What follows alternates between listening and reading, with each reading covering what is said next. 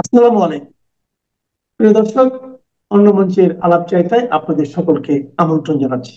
সুপ্রিয় দর্শক শ্রোতা মণ্ডলী, আপনারা এই মুহূর্তে আমাকে যে যেখান থেকে দেখছেন এবং পরবর্তী যে যেখান থেকে দেখবেন, আপনাদের সকলকে জানাই আমি আমার প্রাণঢালা অভিনন্দন এবং শুভেচ্ছা। কি আমেরিকা শেখ হাসিনাকে আবার ক্ষমতায় দেখতে চাই, এই কথা আমি কিভাবে বললাম? যেখানে আমরা এতদিন আমেরিকার ডিপ স্টেট, আমেরিকার একদম 14 গোষ্ঠী হালাল করে ফেলাইছি গালাগালি করতে করতে, এখন আবার হঠাৎ করে আমেরিকার কথা বলতেছি। এইটার কারণটা কি? এটা চিন্তা করতেছেন, ঠিক না ভাই? এই যে আপনাকে আপনাকে এই যে আপনি দেখতেছেন, আপনাকেই বলছি, চিন্তা করতেছেন তো এটা? ভাই, এটারই বলে জিও পলিটিক্স, এটাকেই বলে আন্তর্জাতিক রাজনীতি, এটাকেই বলে রাজনীতিতে আজকে আপনি শত্রু, কালকে আপনি আমার পরম মিত্র। এরই নাম রাজনীতি। আপনি একটা জিনিস খেয়াল করেছেন? গত 4 দিন যাবত আমাদের মাননীয় প্রধানমন্ত্রী, আমাদের জননেত্রী শেখ হাসিনা বিভিন্ন ইন্টারন্যাশনাল মিডিয়াগুলোতে কথা বলছেন, কিন্তু কোন মিডিয়াতে উনি কিন্তু এখন আর আমেরিকাকে দোষারোপ করা হচ্ছে না। অবশ্য আমেরিকাকে দোষারোপ করার মানে কি, এটা একটু বুঝতে হবে আগে ভাই। যে বলবেন যে ও আমেরিকাকে দোষারোপ, আমেরিকাকে দোষারোপ আমাদের জননেত্রী শেখ হাসিনা আমেরিকার দোষারোপ করেছিলেন কখন জানেন? বাইডন প্রশাসন যখন ছিলেন, এই ডিপ স্টেট বাইডন প্রশাসন যখন চাইছিলেন যে দেশের সমস্ত কিছু নিয়ে যেতে, তখন উনি চরম বিরোধিতা করেছেন। কিন্তু ডোনাল্ড ট্রাম্প আসার পরে কিছুদিন একটু হই হই রই রই গেল। ডোনাল্ড ট্রাম্প আসলে কিন্তু ওই যে বাইডেন প্রশাসনের একই নীতি সে আর গ্রহণ করেনি। আপনারা জানেন যে কিছুদিন আগে এই যে এই আপনার গোয়েন্দা উপদেষ্টা যে আমেরিকার, কি জানি নাম, এর নামটা ভুলে গেছি মহিলাটার, এই ইন্ডিয়ান বংশোদ্ভূত, সে বলছে যে আমরা ডিপ স্টেট পলিসি চালাবো না। আসলে শেখ হাসিনাকে উৎখাত করার পেছনে ছিল ডিপ স্টেটের পয়সা। ডিপ স্টেটটাই কিন্তু আমেরিকার না। ডিপ স্টেট একটা পলিসি মেকিং সংস্থার মতো বলতে পারেন, যাদের আমেরিকান গভর্নমেন্ট পয়সা দিয়া এক এক সময় এক এক কাজ করেছে, যখন যাকে যেখানে লাগাইতে হয়েছে সেটা ডিপ স্টেট দিয়া করাইছে তারা। এছাড়াও কিছু এনজিওর পয়সা, বিভিন্ন এনজিও যাদের স্বার্থ আছে, এই যে আপনার ডাক্তার ইনুস কাকারও স্বার্থ ছিল, তিনিও পয়সা ঢালছেন ওখানে। এবং আপনার সবচেয়ে বড় কথা, জামাতের এক নেতা ইউরোপের, সে বলেছিল যে একই লবিস্ট ফার্মে তারা কথা বলছে যেটার পয়সা দিয়েছিল ইউনুস। ইউনুসের ধান্দা ছিল কি? গ্রামীণ ব্যাংকের এসব পয়সা করে এইসব। এবং এই ডিপ স্টেট সাথে জড়িত ছিল ক্লিন্টন পরিবার, যেটা কিনা আবার ইনুস কাকার পুরা নুনুস।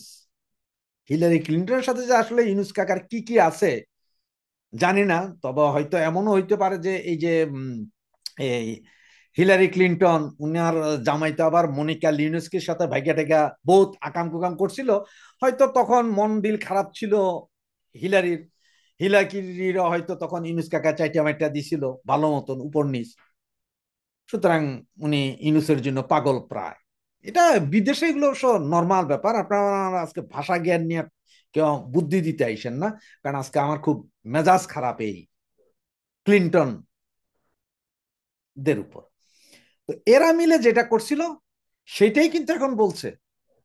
আস্তে আস্তে সামনে আরো দেখবেন যে আমাদের জননেত্রী পুরো উল্লঙ্ঘ করে ছেড়ে দিবে এই ক্লিন্টন প্রশাসন, ক্লিন্টন ডিপ স্টেটকে। কিন্তু উনি সরাসরি বলছে আমেরিকার সাথে কোনো বিরোধ নেই, আমেরিকার জনগণের সাথে বিরোধ নেই। ডোনাল্ড এখন যে আমাদের ডোনাল্ড ট্রাম্প, ওনার সাথে কোনো বিরোধ নেই, কারণ উনি তো আর একই ফর্মুলায় মানছেন না, উনি তো আর একই ফর্মুলা দেখছেন না। আর তাই আপনাদেরকে বলছি, এই যে মানবাধিকার সংস্থাগুলা গত কিছুদিন ধরে দেখছেন, মানবাধিকার সংস্থাগুলো হঠাৎ করে নুনুস গভর্নমেন্টের বিরুদ্ধে লেগে গেছে, বাকি আস্তে আস্তে আসছে। এই যে এখন আমেরিকার প্রভাবশালী পত্রিকাগুলো আমাদের নেত্রীকে নিয়ে বিভিন্ন ইন্টারভিউ করছেন, ইন্টারভিউ গুলো ভালোভাবে প্রচার হচ্ছে, এটার কিন্তু একটা সাইন আছে। এটার সাইনটি হচ্ছে যে আপনাকে আবার জায়গা মতন নিয়ে আসা। এবং ডোনাল্ড ট্রাম্প প্রশাসন বুঝতেছেন যে এখন জননেত্রী শেখ হাসিনা ছাড়া বাকি কাউকে দিয়ে এই দেশ মৌলবাদী ঠেকানো যাবে না। কারণ মৌলবাদীদের উত্থান, যেই উত্থান ইউএস দেখেছে এই মুহূর্তে, তাতে সকলে আতঙ্কিত, ইউরোপিয়ান ইউনিয়ন পুরো আতঙ্কিত। এই মৌলবাদ, এই মৌলবাদ যদি উঠে, তাহলে আপনি চিন্তা করতে পারেন এশিয়ার ভিতরে পাকিস্তান, এরপরে বাংলাদেশ, আফগানিস্তান, ইরান, ইরাক, সব জায়গায় মৌলবাদীদের উত্থান। সুতরাং এইটা তো সমস্যা। আর যার কারণে আমেরিকা ঠিক 360 ডিগ্রিতে ঘুরে দাঁড়িয়েছে। তারাও এখন আওয়ামী লীগের সমস্ত কর্মকাণ্ডকে আস্তে আস্তে সামনে নিয়ে আসবে যে ভালো কাজ করেছে। দেখেন আজকে আল জাজিরা, বিবিসি সবাই ভোল পাল্টাচ্ছে কিন্তু, এবং এটা বেশি দূরে নেই, আগামী 15 দিনের ভিতরে হয়তো দেখবেন যে আল জাজিরা, সিএনএন, বিবিসি, তারপর আরো যা আছে রয়টার, সবাই দেখবেন যে এই জুলাই আগস্টে কি কি আকাম হয়েছিল, কারা কিভাবে এই ঘটনা ঘটিয়েছে, এগুলো সবগুলো সামনে নিয়ে আসবে এবং পরিপূর্ণভাবে সামনে আসবে। যেগুলো এতদিন আওয়ামী লীগ বলে আসছিল সেগুলোই সামনে আসছে, দেখতে থাকেন আপনারা। এই জন্যই আমার এই ব্যানারে এবং হেডলাইনে লিখেছি আমেরিকা চাচ্ছে আবার যাতে শেখ হাসিনাই ক্ষমতায় আসুক। এবং একটা জিনিস বলি আপনাদের, 17 তারিখে তার একটা রায় দিবে, এমনও হইতে পারে যে 16 তারিখে তখ্ত পালট হয়ে যাবে, হয়তো আর কোনো রায়ই হবে না। আবার আপনাদেরকে কিছুদিন আগে একটা ভিডিওতে বলেছিলাম যে 16ই ডিসেম্বর 2025 বলেছিলাম যে সেদিন হয়তো আমরা আরেকটা বিজয় দেখব, আর আরেকটা মাথা নিচু করা রাজাকারের বাচ্চাদের পরাজয় দেখব। সেদিন অনেকে আমাকে সেই ভিডিওতে হাসাহাসি করেছিলেন, অনেক কিছুই বলেছিলেন। প্রতি ভিডিওতে অনেকে অনেক কিছু বলেন, কিন্তু গত 3 দিনের ভিডিওতে কেউ কিছু বলার মতন আর নাই। কারণ আপনারা যারা এই যে পেপার পত্রিকা পড়েন তারা একটু ভালো করে খেয়াল করেন, পেপার পত্রিকা যদি পড়তে না পারেন ফেসবুকে দেখতে থাকেন আপনারা বিভিন্ন সংস্থা, এই যে সিএনএন, বিবিসি, আল জাজিরার রিপোর্টগুলো দেখেন গত 1 সপ্তাহ। আজকে সারাদিনের আমেরিকার বিভিন্ন পত্রপত্রিকা দেখেন, ইন্ডিয়ান পত্রিকাগুলোতে দেখেন, এবং আগামী এই যে সোমবার থেকে দেখবেন সরাসরি টিভি চ্যানেলগুলো। এমন হয়তো হতে পারে, আপনাদের বলেছিলাম আমি আগেই, Bloomberg, CNN, BBC, Al Jazeera, এরা সবাই তো সরাসরি ভিডিও রেকর্ড করবে না, লাইভ ভিডিওতে আমাদের মাননীয় প্রধানমন্ত্রীকে দেখিয়ে ওনার সাথে কথা বলবে। এবং এটাই হচ্ছে আজকে, বুঝতে পারছেন আজকে কেন এই যে নুনুস গভর্নমেন্টের আপনার আমাদের নিরাপত্তা উপদেষ্টা হঠাৎ করে ইন্ডিয়ার কাছে যাওয়ার জন্য পায়তারা করছেন। তো আমার কেন জানি একটু সন্দেহ লাগে উনি আসলে যেতে পারেন কিনা, কারণ কূটনীতিক পাসপোর্ট থাকলেই আপনি যে কোনো দেশে যেতে পারবেন তা না। কারণ সেই দেশের কূটনীতিক পাসপোর্ট থাকলে আপনাকে সেই দেশের ভিসা নিতে হবে, ভিসা নীতিতে যেতে হবে। এবং ইন্ডিয়াতে এই সাহেব যেতে পারছেন কিনা তা এখনো শিওর না। তবে হ্যাঁ, একটা জিনিস কি জানেন, উনি এখন যাচ্ছেন কেন, আপনাদের একটা আরেকটা ভিল্লা ফাঁস করে দিই। উনি যাচ্ছেন এই যে ইস্ট তিমুরে যেই 33 জন বা 35 জন যাওয়ার সমস্ত কিছু রেডি, তাদের ফ্লাইটটাকে যাতে কোনো অবস্থাতে ইন্ডিয়া না বলে যে আমার এয়ার স্পেস ব্যবহার করতে পারবে না, তাহলে কিন্তু ভেজাল বেজে গেছে, ওনারা থেকে যেতে হবে। কারণ শেষ মুহূর্তে যদি বলা যায় ইন্ডিয়ান এয়ার স্পেস ব্যবহার হবে না, তখন কই যাবে, বঙ্গোপসাগর দিয়া না, মায়ানমার দিয়া না, চায়না দিয়া না, এটা করতে আরো 12 থেকে 14 ঘন্টা লেগে যাবে। আর ওই সময়ের ভিতরে যদি আবার ওনাদের তৈরি করা মব কালচারে ওনারাই মবে পড়ে যান, এই ভয়ে উনি যাচ্ছেন ইন্ডিয়ার সাথে একটা দেন দরবার করতে, যে বাংলাদেশের কোন ফ্লাইট, বিজির কোন ফ্লাইটটা যাবে ইন্ডিয়া উপর দিয়ে, কোন দিন যাবে সেই বিষয়ে পরিকল্পনা করতে, যে অমুক দিন যাবো, এই ফ্লাইটটাকে আল্লাহর রাস্তায় আপনার স্পেশাল ফ্লাইট হবে, এটাকে বাধা দিয়েন না, এই আলোচনা করার জন্যই যাবেন, অন্য আর কিছু না। এবং যা করেছেন ইন্ডিয়ার বিরুদ্ধে এগুলো মাপ চাইতে যাবেন, নাকে খত দিবেন, নাহলে নিরাপত্তা উপদেষ্টা কেন যাবেন? এই এই জন্য এই নিরাপত্তা উপদেষ্টা যাচ্ছে। সুতরাং এখন আপনারাই বুঝতে পারছেন যে কেন হঠাৎ করে, কেন 360 ডিগ্রি অ্যাঙ্গেলে সবাই এখন পল্টি নিচ্ছে। কারণ একটা জিনিস মনে রাখেন, সারা পৃথিবীতে আমেরিকা যেদিকে যায় সেদিকেই যায়। আবার একটা কথাই আছে না যে আমেরিকা যার বন্ধু তার কোনো শত্রু নেই।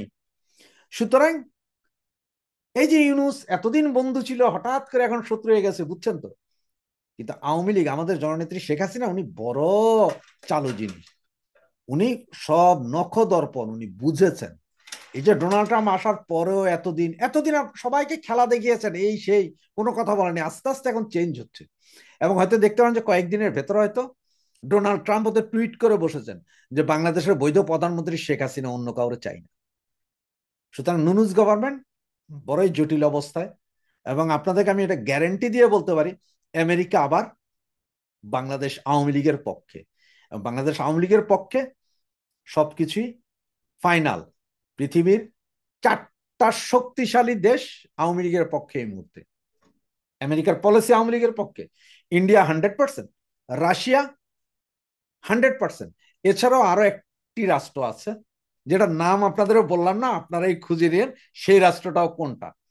তবে বাংলাদেশের পক্ষে এরা সবাই।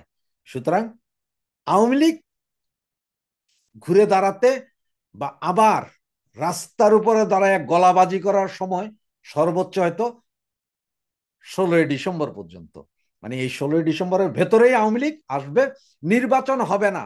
আমেরিকা নয়, কোনো দেশই আওয়ামী লীগ বিহীন নির্বাচন মানবে না। সুতরাং আপনারা টেনশনই নিয়েন না যে আওয়ামী লীগ বিহীন কোনো নির্বাচন হয়ে যাবে কিনা, না। আপনারা ভালোভাবে চোখ রাখুন, পত্রিকার পাতায় চোখ রাখুন, ইন্টারন্যাশনাল মিডিয়াগুলোর দিকে চোখ রাখুন। খেলার সামনে, পিকচার আবিবি বাকি হ্যায়।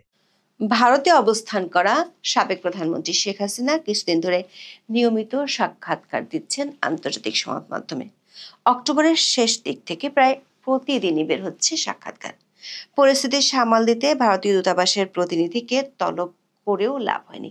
উল্টো তলবের দিনেও ভারতের সংবাদ মাধ্যমে আসে আরেকটি ইন্টারভিউ। সবশেষ বিবিসি ওয়ার্ল্ডেও প্রকাশ হয়েছে শেখ হাসিনার বক্তব্য। সরকারের পিআর সামলানোর দায়িত্বপ্রাপ্তরা প্রথম থেকে বিষয়টিকে দেখাতে চাচ্ছেন আওয়ামী লীগের লবিস্ট গ্রুপের কর্মকাণ্ড হিসেবে। তবে যতই দিন যাচ্ছে এই দাবির গ্রহণযোগ্যতা হারাচ্ছে। পাল্টা প্রশ্ন উঠছে, গ্রহণযোগ্য সাংবাদিকতার মানের জন্য সুপরিচিত আন্তর্জাতিক প্রতিষ্ঠানগুলো হঠাৎ কেন শেখ হাসিনার বক্তব্য জানতে হুমড়ি খেয়ে পড়ছে? দেশে বিদেশে তৎপর অন্তর্বর্তী সরকারের পিআর টিম কি ব্যর্থ হতে চলছে? আর সে ব্যর্থতা ঢাকতেই আনা হচ্ছে লবিস্ট প্রভাবের হাস্যকর যুক্তি। গত 3 দিনে যুক্তরাজ্য, হংকং এবং ভারতের 3টি সংবাদ মাধ্যমে এসেছে আওয়ামী লীগ সভাপতির সাক্ষাৎকার। এগুলো বিশ্লেষণে দেখা যাচ্ছে শুধু দেশীয় রাজনীতি নয়, আন্তর্জাতিক পর্যায়ে বিভিন্ন মেরুকরণ নিয়ে শেখ হাসিনার অবস্থান জানার চেষ্টা হচ্ছে। ভূ রাজনৈতিক প্রেক্ষাপটে বাংলাদেশের অবস্থা আগামীতে কি হতে পারে সেটিও বোঝার চেষ্টা করছে বিশ্ব মিডিয়া। 29 অক্টোবর আন্তর্জাতিক প্রভাবশালী সংবাদ মাধ্যম এপি, রয়টার্স এবং দ্য ইন্ডিপেন্ডেন্টে একযোগে প্রায় একই সময়ে শেখ হাসিনার 3টি সাক্ষাৎকার প্রকাশ হয়।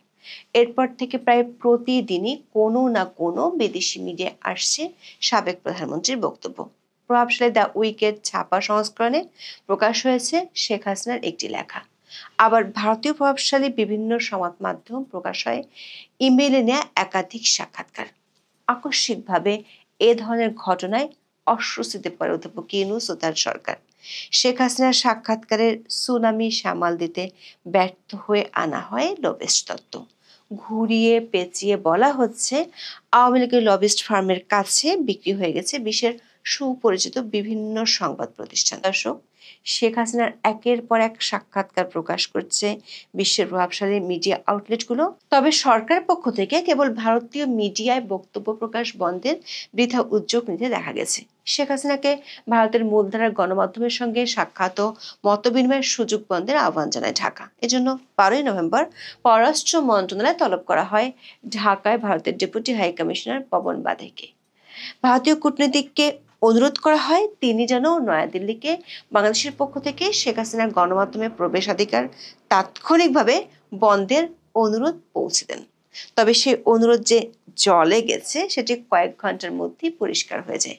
একদিন পরই শেখ হাসিনার একটি বিশদ সাক্ষাৎকার প্রকাশ করে ভারতীয় সংবাদ মাধ্যম CNN নিউজ 18। বলা যায় গত 2 সপ্তাহের মধ্যে এটি শেখ হাসিনার সবচেয়ে বড় ইন্টারভিউ। আবার এখানে এমন কিছু দিক রয়েছে যা একেবারে নতুন এবং তাৎপর্যপূর্ণ। সাক্ষাৎকারের ভূমিকায় CNN নিউজ 18 লেখে, ঢাকা থেকে প্রস্থানের পর এটাই শেখ হাসিনার প্রথম দীর্ঘ ও বিশদ আলাপ। বাংলাদেশের সাবেক প্রধানমন্ত্রী ক্ষমতাচ্যুত হওয়ার প্রেক্ষাপট ও মোহাম্মদ ইউনূসের উত্থানের নেপথ্যের ঘটনার প্রবাহ তুলে ধরেন। আওয়ামী লীগ সরকারের পতনের পেছনে পশ্চিমাদের সম্পৃক্ততা নাকচ করেন এবং ভারতের ভূমিকায় কৃতজ্ঞতা জানান। সাক্ষাৎকারে শেখ হাসিনা সেনাবাহিনীর ভূমিকা, বিদেশি চাপ এবং বাংলাদেশে গণতান্ত্রিক শাসন ফেরানোর সংকল্পের কথা বলেন। দর্শক, এই সাক্ষাৎকারে শেখ হাসিনা তার সরকারের পতনে যুক্তরাষ্ট্রের ভূমিকা থাকার অভিযোগ সরাসরি নাকচ করেছেন। তার এই বক্তব্য নিয়ে চলছে ব্যাপক আলোচনা বিশ্লেষণ। দেখা যাচ্ছে তিনি রাষ্ট্র হিসেবে যুক্তরাষ্ট্রকে অভিযুক্ত করার অবস্থান থেকে সরে এসেছেন। গুরুত্ব দিতে চেয়েছেন ব্যক্তিকেন্দ্রিক পশ্চিমা নেটওয়ার্কের ভূমিকার উপর। আওয়ামী লীগ সরকারের পতনে ওয়াশিংটনের ভূমিকা নিয়ে প্রশ্নের জবাবে শেখ হাসিনা উল্টো দাবি করেন তারা ধারাবাহিকভাবে যুক্তরাষ্ট্র প্রশাসনের সঙ্গে সব সময় ভালো সম্পর্ক বজায় রেখেছেন। দেশটির সরকার বা অন্য কোনো বিদেশি শক্তি বাংলাদেশের সরকার উৎখাতে সক্রিয়ভাবে জড়িত ছিল এমনটি বিশ্বাস করার কোনো কারণ নেই। এরপরেই তিনি আনেন ব্যক্তিকেন্দ্রিক পশ্চিমা নেটওয়ার্কের কথা। অধ্যাপক ইউনূসকে অভিযুক্ত করে বলেন তিনি অর্থনীতিবিদ পরিচয়ের সুবাদে পশ্চিমের প্রভাবশালী প্রশংসাকারীদের নেটওয়ার্ক গড়ে তুলেছিলেন। তারা তার অর্থনৈতিক তত্ত্বকে ভুল করে গণতান্ত্রিক যোগ্যতা মনে করেছিলেন। এখন সেই ভ্রম ভাঙছে। পশ্চিমা প্রশংসাকারীরা ক্রমশ তাকে প্রকৃত রূপে দেখছেন। অধ্যাপক ইউনূসকে অনির্বাচিত রাষ্ট্রপ্রধান উল্লেখ করে তার বিরুদ্ধে নানা অভিযোগ তোলেন শেখ হাসিনা। যুক্তরাষ্ট্রের প্রেসিডেন্ট ডোনাল্ড ট্রাম্পের সঙ্গে তার অত্যন্ত ভালো সম্পর্ক থাকার দাবিও করেন শেখ হাসিনা।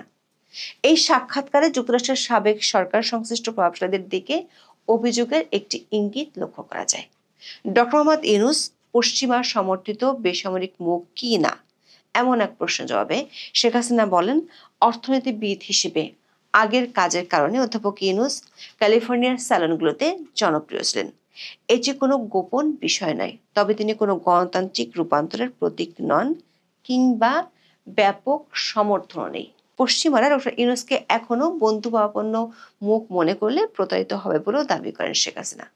শান্তিতে নোবেল জয়ের বিরুদ্ধে সমাজকে পেছনে ঠেলে দেওয়ার অভিযোগও তোলেন। শেখ হাসিনার এমন বক্তব্যকে যুক্তরাষ্ট্রের সঙ্গে সম্পর্ক উন্নয়নের ইঙ্গিত হিসেবে দেখছে অনেকেই। এই সাক্ষাৎকারে তিনি ভারতের প্রশংসা করার পাশাপাশি চীনের সঙ্গেও ভারসাম্যমূলক অবস্থান নেওয়ার ইঙ্গিত দেন। বর্তমানে বাংলাদেশের সামরিক রাজনৈতিক রূপান্তর নিয়ে চীনের নীতি কিভাবে মূল্যায়ন করেন এমন এক প্রশ্নে বলেন, চীন বাংলাদেশ সম্পর্কের ক্ষেত্রে তার সরকার সবসময় বাণিজ্য ও নিরাপত্তার স্বার্থে গুরুত্ব দিয়েছিল। আঞ্চলিক ও পররাষ্ট্র নীতিতে স্থিতিশীলতা বজায় রাখতে প্রতিবেশীদের প্রতি আস্থা থাকা জরুরি বলে মনে করেন বাংলাদেশের এই সাবেক প্রধানমন্ত্রী। এই আস্থা এখন হুমকির মুখে দাবি করে তিনি বলেন, অনির্বাচিত সরকার অস্থির পররাষ্ট্র ও বাণিজ্য নীতি অনুসরণ করছে।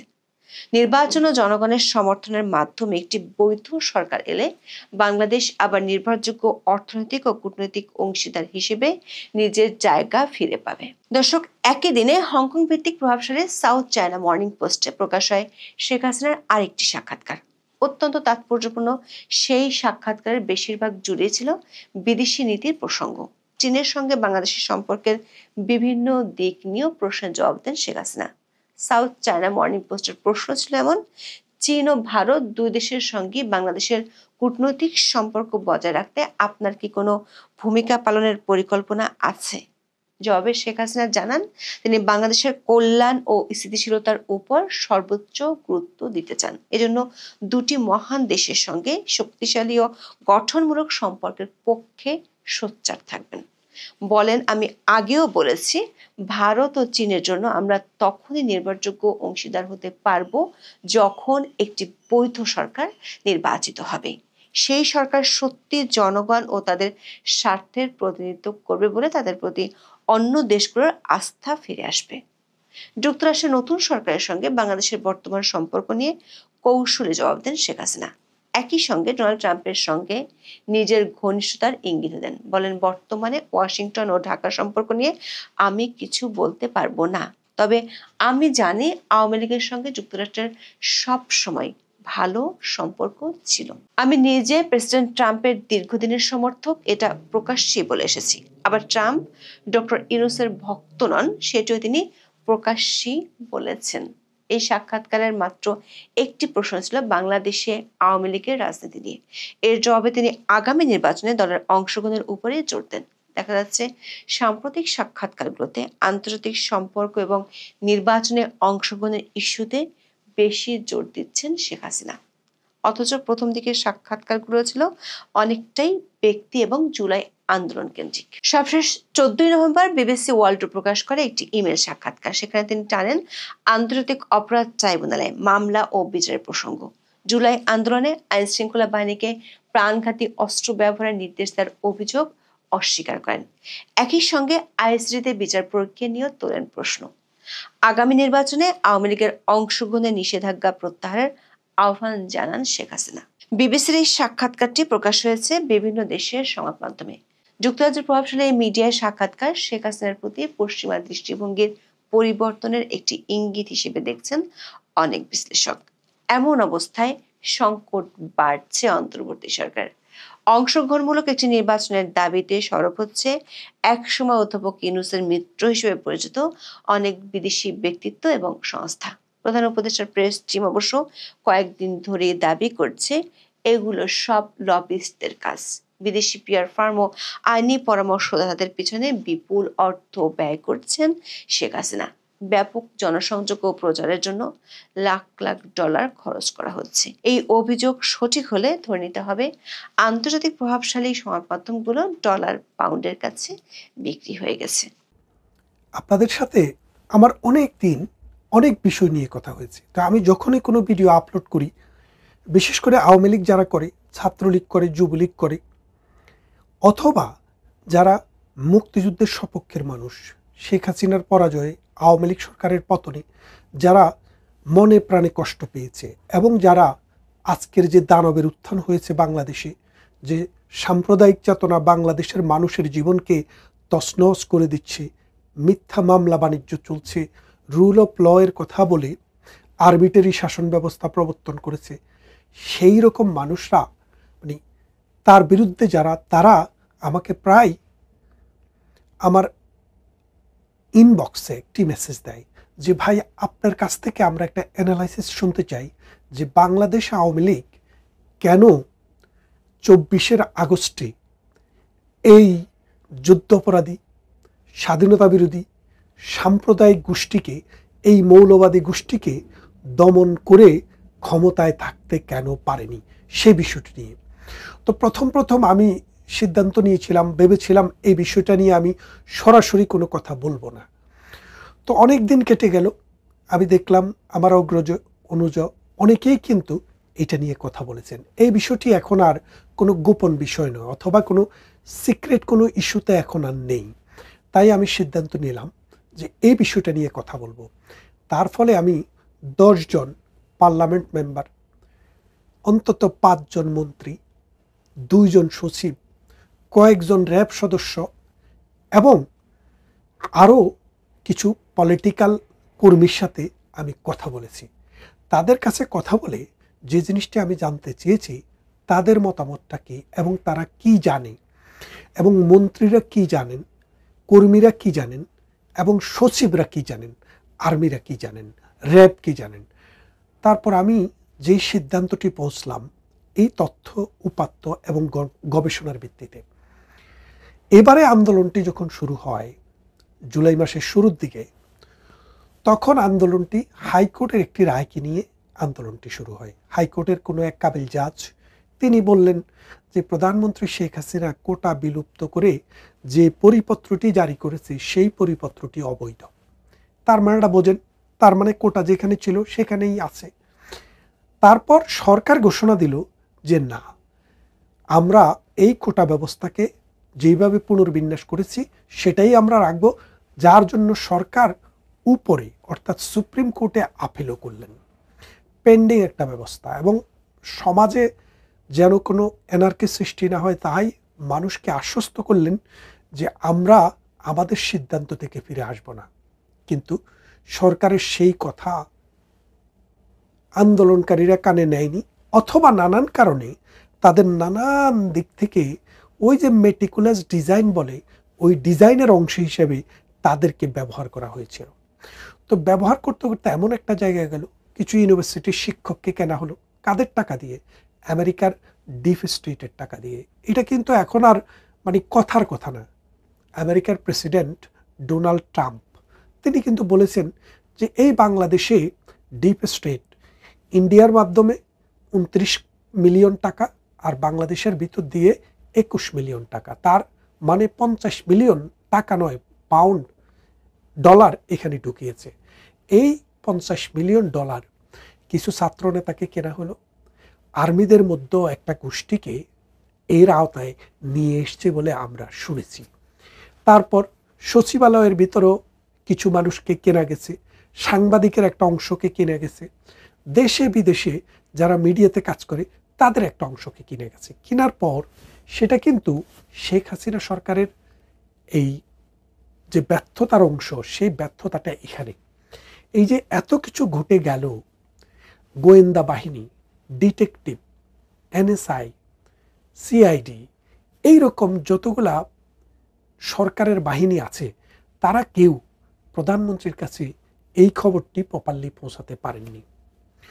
এখন প্রধানমন্ত্রী দেখলেন যে আন্দোলন করছে এরা ছাত্র, এরা আওয়ামী লীগ আছে, বিএনপি আছে, জামাতে ইসলামী আছে, কোনো দল নাই, সেরকমও আছে। এখন রাজনৈতিকভাবে যদি এইসব ছেলেপেলে মোকাবেলা করতে যায়, একটা এনার্কি হবে, অনেকের জীবন নষ্ট হবে, পড়াশোনা নষ্ট হবে, রাষ্ট্রের সম্পদ নষ্ট হবে।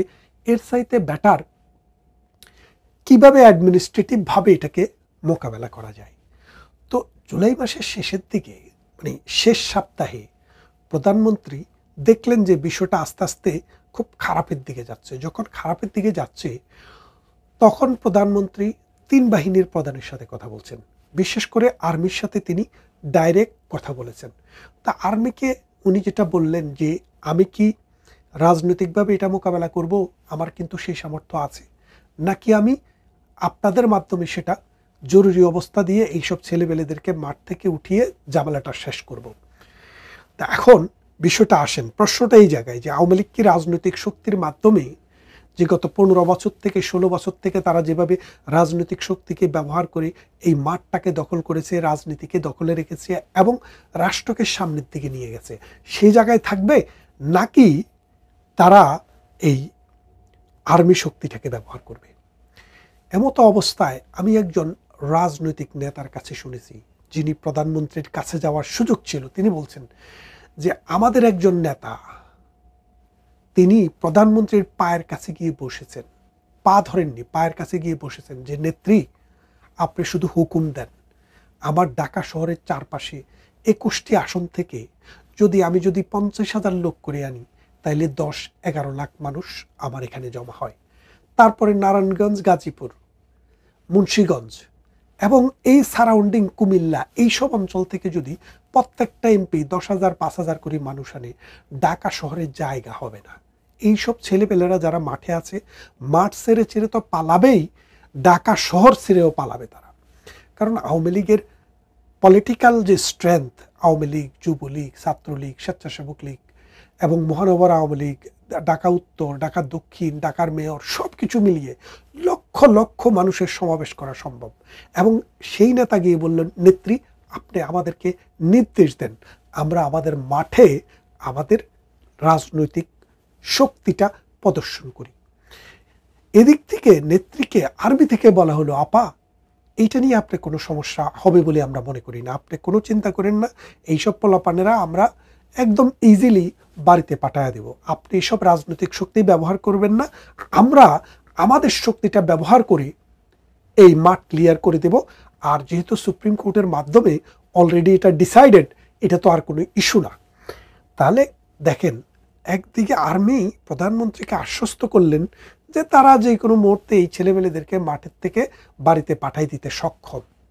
এখন প্রধানমন্ত্রী শেখ হাসিনার যে হিস্ট্রিক্যাল যে মিস্টেক, এই মিস্টেকটা এই জায়গায় হয়েছে। কোন জায়গায়? যে তিনি রাজনৈতিক শক্তিকে ব্যবহার না করে আর্মি শক্তির উপরে রিলায়েন্স নিচ্ছিলেন। এবং শেষ দিন পর্যন্ত ইনার ধারণা ছিল আর্মি হয়তো একটা স্লো অ্যান্ড স্টেডি ওয়েতে ছেলেপেলেদেরকে বুঝিয়ে সুজিয়ে ঝামেলাটা শেষ করবে। কিন্তু লাস্টে যখন আর্মির এই প্রধান, যিনি টেলিভিশনে, রেডিওতে, মিডিয়াতে এসে কথা বললেন, উনি বললেন কি, আমরা জনতার সাথে আছি। কিন্তু বিষয়টা দেখেন, তার কথা বলা দরকার ছিল যে আমরা একটি সুনির্দিষ্ট আইনের ভিত্তিতে এই রাষ্ট্রে কর্মরত, এই রাষ্ট্রের আইন এবং বিধি, সংবিধান অনুসারে আমাদের উপরে রাষ্ট্র যে দায়িত্ব দেবে, আমরা সেই দায়িত্ব পালন করতে বদ্ধপরিকর। সুতরাং আমরা কোনো এনার্কি চাই না, আমরা কোনো হত্যা চাই না, আমরা কোনো নির্যাতন চাই না, আমরা কোনো জুলুম চাই না, আমরা গাড়ি পোড়ানো, বাড়ি পোড়ানো, রেল পোড়ানো, এসব কোনো কিছুই চাই না। আমরা চাই একটা সুষ্ঠু সুন্দর রাষ্ট্রের প্রয়োজনে তোমরা ঘরে ফিরে যাও। এই কথা না বলে তারা কি করলেন, তারা রাষ্ট্রকে এই সন্ত্রাসীদের হাতে তুলে দেন, বললেন কি আমরাও তোমার সাথে আছি। তখন এবার শেখ হাসিনা যখন বুঝলেন যে আর্মি তো আমার থেকে যোজন যোজন দূরে চলে গেছে, তখন দ্য টাইম ইজ ওভার। কারণ এখন আপনি দেখেন আর্মি যখন তাদের সাথে আছে বলল, তখন তারা যে শক্তি, যারা যে সামর্থ্য, তারা যে স্পৃহা নিয়ে তখন বিএনপি, জামাতে ইসলামী, নেজামে ইসলামী, মুসলিম লীগ, অমুক লীগ, তমুক লীগ সবাই কিন্তু তখন মাঠে নেমে গেল। তখন আওয়ামী লীগের পক্ষে এবার মাঠটা পুনর্দখল করাটা আর চারটিখানি কথা রইল না, যার কারণে আওয়ামী লীগ সরকারের পতন ঘটল। তার মানেটা কি বুঝলেন? যে আওয়ামী লীগ সরকারের পতনটা যে ঘটলো, পরাজয় যে হলো, এই পরাজয়ের পিছনের মূল কারণটাই হচ্ছে আর্মিদের মিথ্যা আশ্বাস। তারা এই মিথ্যা আশ্বাস কেন দিলেন, ইতিহাস সেটা বলবে, আমরা সেটা বাইর করব। কিন্তু এটা সত্যি, আওয়ামী লীগ যদি ডে ওয়ান থেকে রাজনৈতিক শক্তির উপরে বিলিভ করত, বিশ্বাস করত যে এই সমস্যা আসলে রাজনৈতিক সমাধান করব, তাহলে কিন্তু এইসব ছেলেবেলেকে জুলাই মাসের মাঝামাঝিতেই কিন্তু বের করে দেওয়া সম্ভব ছিল। কিন্তু সেই রাজনৈতিক শক্তি ব্যবহার না করার কারণে, আর্মির উপরে নির্ভর করার কারণে একটা পর্যায়ে গিয়ে আর্মির কাছেই কিন্তু আওয়ামী লীগের পরাজয় ঘটল। তারপরে আপনারা দেখলেন আর্মি নিয়ে অনেক কথা হচ্ছে, অনেক কিছু হচ্ছে, কিন্তু বাংলাদেশ আওয়ামী লীগ মাটি এবং মানুষের দল, এই দেশের ইতিহাস, এই দেশের ঐতিহ্য, এ দেশের সাংস্কৃতিক ধারাবাহিকতা, এ দেশের মুক্তিযুদ্ধের চেতনা, বাংলাদেশের সংবিধান এবং হাজার বছরের লালিত যে ঐতিহ্য, এটাকে আমরা ধারণ করি। আমরা আবার মানুষের কাছে ফিরে আসব এবং মানুষ আবার মুক্তিযুদ্ধের চেতনায় এই দেশটাকে দেখতে চায়, এবং তার প্রমাণ আপনারা দেখবেন আগামী দিনগুলোতে। ভালো থাকবেন।